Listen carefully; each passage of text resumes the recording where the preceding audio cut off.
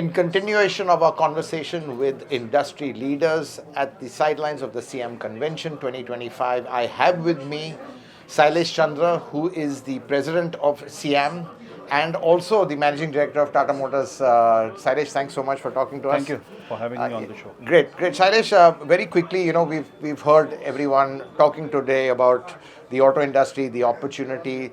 There's one thing I want to touch upon right now is there's FTAs coming in, potential of exports, imports as well. What is it going to take for Indian companies to be truly global? I mean, looking at, let's say, Tata Motors' journey, for example, still very much domestic. You've done phenomenally well in the domestic market, huge growth. But quite frankly, looking at the way the Chinese have gone internationally, Indian companies are just not quite there. Is that now the next frontier? One that eventually the destination of any company in any part of the globe has to go global, right? Otherwise, you will never be able to hedge your risks being exposed to just one market. Right. So that's definitely your destination. Now, in terms of the approach, right, and it cannot be overnight that you become a global company by just, spraying, your products across the globe just like that. So you have to go selectively. You have to go more phased. You'll first try to select markets where you can be relevant, where your brand can be considered. And South Africa is one market where you got back into. Yes, for example. I mean, that's a very relevant market. The second step is definitely first, and that regulations in India is helping us to first harmonize yourself with the rest of the world's regulation. You can't have regulation here and the other regulation is so high that you are not even thinking of, investing so much to take the risk of first opening the market and then not being closer to the regulation. Yeah. So it requires huge investment. I think over a period of last 10 years, if you see this harmonization has been a big effort, and the other leveler has been the electric vehicle, right, where at least the emission regulation completely goes out of the. That's interesting. So EVs are a leveler and this gives you the opportunity. Correct.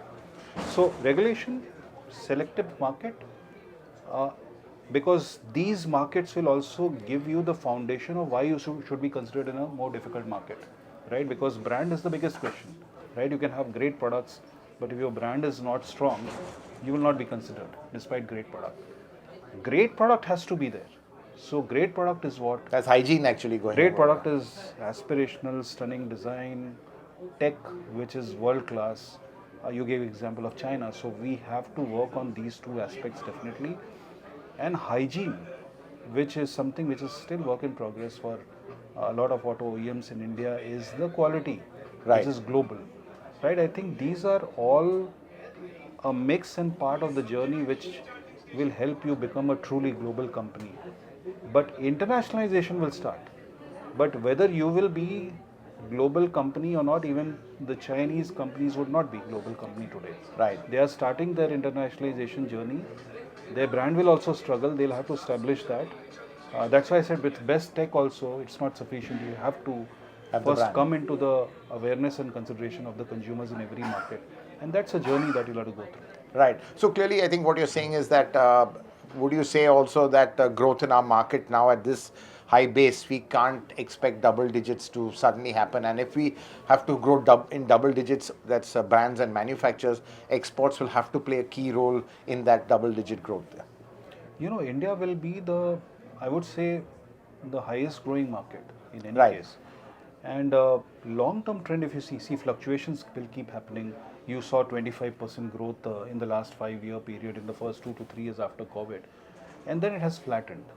But this flattened growth is not the future growth. Secular growth trend of, say, for example, passenger vehicle industry we have seen is nearly 1.2 to 1.3 times of your GDP growth. Right. Which means 6 to 8% is given as a growth rate for India. So India will provide you the best opportunity. You can be an operator in India, you can be happy. But that's not the point, because you are being attacked by all the global players here. So why not, therefore, you also leverage outside the country. So this phenomena will keep happening. I think India will give you the big opportunity, but it is also a hedge from two aspects. One, volume risk hedge, because if market goes up and down. Second is, if you have to be competitive in India, you have to be globally competitive also, because you are being targeted by all the global players. Right. When you go outside India, if you go outside India, developed markets, your quality levels have to be high, your tech has to be high. Right. So that becomes the pivot or anchor around which you make your products work. It's not the features anymore. Yes. It's really the quality and Correct. the other aspects of it. And going through that difficult journey of establishing your brands in difficult market, I think it takes a lot, but it makes your job easier. Right, in right. India. Yeah. And Shailesh, we are short of time. I think I just take one last question on EVs. You guys started the EV revolution with the Nexon EV in 2020, and really it's been a phenomenal growth. From what I understand, in August, EV penetration was up to 6%, which is actually a phenomenal number. So I just wanted to get your outlook on EV growth and penetration. And do you think that the GST, which left EVs untouched, which was good, but it brought the ICE delta or the price gap bit down to EVs, would that have some sort of an impact, especially on the bigger SUV side? Because let's say a Harrier EV vis-a-vis a Harrier ICE, now that delta is narrower in terms of pricing, and this price parity is something which customers want. So just these two aspects, one is on the growth and also on any GST impact inadvertently on the ICE vehicles on EVs. So let's break it into more shorter term and then mid to long term. In short term, see, two factors. One, you said that there was first anticipation that possibly the GST rates will be increased. I think that government has given a clear signal of policy stability that EVs will remain at 5%. Fantastic, yeah. So there's no increase. On the other hand, the second fact is that if you see Jan to August, very contrary to what was happening in CY24. Right. The growth rate this year of EVs is 70% plus. Right. Therefore, there is a significant momentum. Right. This slight disturbance in, a difference of 28 minus 5 coming down to 18 minus 5. You don't think I it'll be don't too think much? so. Momentum is too strong to really offset that. So in short term, I don't think we are going to. But in long term, you have to see how the price parity is being met. Right. I think that will be met through significant cost reductions, which will On be the EVs. faster in EVs, Right. as compared to ICE. Yeah, the supply chain developed. Correct. Because still in a very nascent stage, the supply chain. That is correct. And ICE prices, cost will increase because of Regulation. continuous regulation change. Right. So I think short term, I don't see because of the momentum. It should continue. In longer term, you have seen in the last 4 or 5 years, you have yourself seen how the cost structures have come down. Right, absolutely. This journey will continue. There is not only because of cell prices reduction.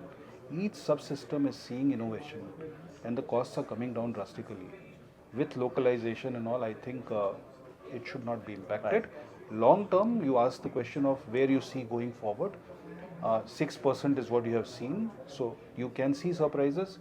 It was stubborn for some time at 2.5%, but all of a sudden, within a year, you say it has shot up to 5.5%, 6%. I believe my earlier projection of 15 to 20% remains by 2030, but we can be surprised. See, today Tata Motors is at 17%. Wow. Yeah. So but you've been the pioneers in it and pushing it. Others are not even in the game. Because we have width of the portfolio. Right. If all the manufacturers come with width of portfolio, right, that is quite conceivable. Right. Yeah. So Shailesh, on that note, 15 to 20% by 2030, but we could even have a surprise there. Yes. Thanks very much for talking to us. Always a pleasure. Thank you. Always a pleasure. Thanks.